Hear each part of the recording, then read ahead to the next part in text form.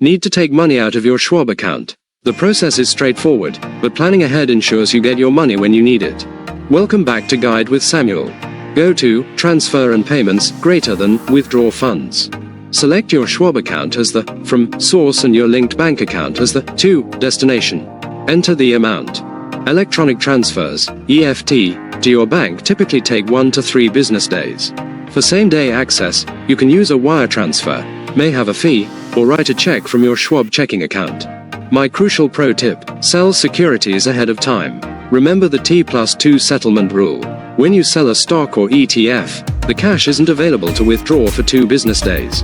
Plan your sales accordingly so the cash available to withdraw balance reflects the funds you need. Access your money efficiently by understanding the settlement timeline. What's the biggest withdrawal you've ever made from an investment account? For more guides on account logistics, subscribe. Thanks for watching. I'm Samuel, and I'll see you in the next video.